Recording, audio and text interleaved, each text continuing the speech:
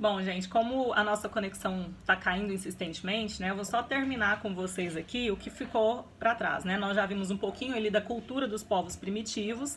E aí, como é que esse direito dos povos primitivos ele vai se configurar, né? A primeira coisa, né, das características que o direito, de modo geral, que o direito primitivo tem, é que ele é um direito abstrato, né? Ele não está escrito, né? E as regras elas eram decoradas, né? E elas eram passadas por via oral. Então, como que eles faziam? De tempos em tempo, o líder daquela comunidade, né? Geralmente os anciões são as pessoas mais velhas, mais experientes, ou ainda a pessoa mais forte, porque também é um período onde a força tem uma predominância muito grande. Essas regras eram passadas então de pessoas para pessoas, né? Então sentava-se todo mundo ali, marcava-se, né, com todo mundo de tempos em tempos, e essas regras eram então passadas para todos os membros da tribo. Por isso eu falei para vocês da educação difusa, que é aquela educação da vida para a vida. Basta a gente pensar que essas comunidades, elas têm um interesse ali de sobreviver, né? Então, se sobreviver num mundo sem tecnologia, com ferramentas rústicas, né? Com os problemas de enchente, de congelamento, né? Então, imaginem todos esses aspectos que nós vimos anteriormente ali no vídeo. Imagine a dificuldade dessas pessoas de sobreviverem. Então, quanto mais conhecimento, quanto mais acesso todas as pessoas tivessem, né, a todas as informações aprendidas e adquiridas com o tempo, maior a chance de sobreviver, maior a chance de se firmar enquanto comunidade, né, essas sociedades tinham, né? Então as regras eram decoradas, passadas de pessoa para pessoa da forma mais clara possível, né, e estabelecidas ali de forma oral. Depois a gente vai dizer que esse direito dos povos primitivos é um direito numeroso, porque cada comunidade vai ter o seu próprio costume, vai ter, né, vai estar ali de certa forma isolada uma da outra, então eles não compartilham, né, do mesmo espaço, eles não compartilham dos mesmos costumes e tradições, então cada comunidade vai ter a sua forma de pensar ali as normas ou de estabelecer as suas normas para a sobrevivência. E ao mesmo tempo, né, a gente vai considerar que são direitos relativamente diversificados. A distância entre uma comunidade e outra fazia com que cada comunidade produzisse, então, seu próprio código. E isso trazia mais dissemelhanças do que semelhanças entre as normas estabelecidas por essa população, né? Então, a gente vai chamar, né, essas três características que eu falei agora. É um direito abstrato, é um direito numeroso e é um direito relativamente diversificado. Também vai ser um direito impregnado de religiosidade, né? Porque a gente vai pensar que a maior parte dos fenômenos, né, que aconteciam, tanto da natureza quanto até mesmo os fenômenos sociais ali dessas sociedades, eles não poderiam ser explicados. A gente ainda não tinha ciência, a gente ainda não tinha todo acesso, né, a esse conhecimento que nós temos hoje. Então, essas sociedades, elas estavam muito sujeitas, né, e a religiosidade era muito frequente e predominante nessas sociedades.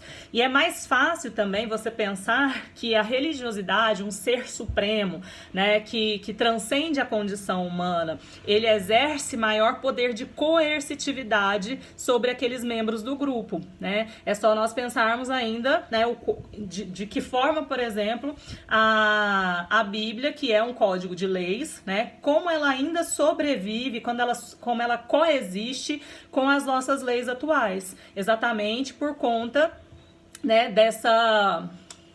Não vou dizer que é só por isso, né? Mas ela coexiste também porque ela está ali impregnada em como a sociedade, em como determinadas pessoas ou determinados grupos de pessoas acreditam nesse ser supremo, nesse ser superior, né? E esse poder superior, ele nos coage muitas vezes mais do que a própria lei escrita, né? Se a gente pensar bem aí, né?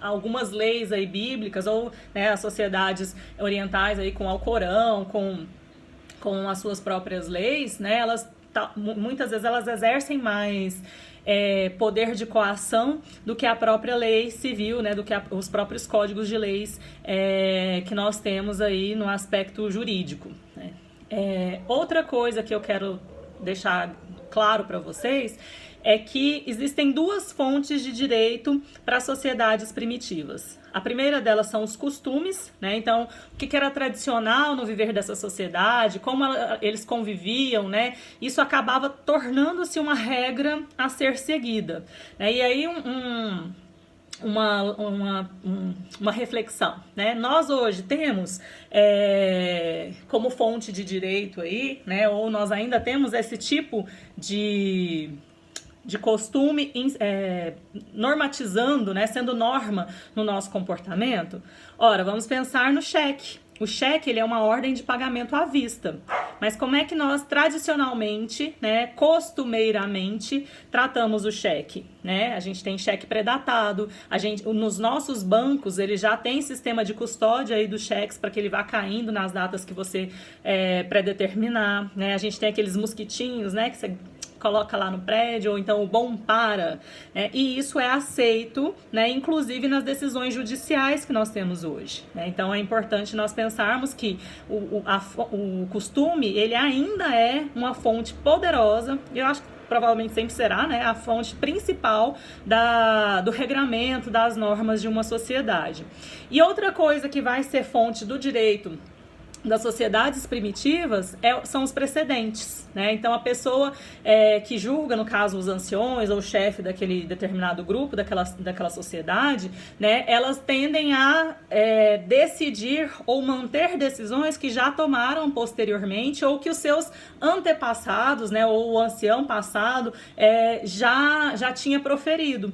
Por quê? Porque a noção de justiça, né, ela se torna forte, especialmente quando a sua fonte de regramento, ela parte do costume, né? Então eles tinham esse hábito aí de observar as decisões anteriores, mais ou menos como se pensam hoje, né? Nossa sociedade pensa hoje as jurisprudências. Claro que isso não, né? Hoje a gente sabe que isso não é feito ao léu, né? Mas existe todo um estudo, toda uma preocupação em pesquisar quais são os detalhes dessas decisões anteriores, tá bom? Além disso, né, eu quero ressaltar para vocês essa coisa da transmissão dessas normas, porque se elas não eram escritas, né, elas precisavam ser repetidas, elas precisavam de tempos em tempos, né, os líderes e os anciões, eles reuniam novamente aquela comunidade para repassar quais são as normas, e se houver mudança, também as mudanças, né, daquilo que vai ser regra para essa sociedade.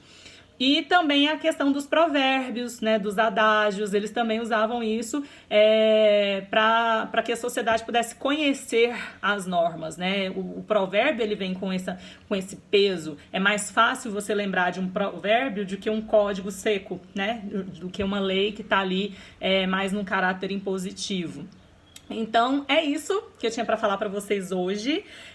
Deem uma olhadinha nos slides, deem uma olhadinha no primeiro e no segundo capítulo do livro da Flávia Lages, né, da Flávia Castro. E próxima aula a gente vai trabalhar aí o famoso Código de Hammurabi. Beijo!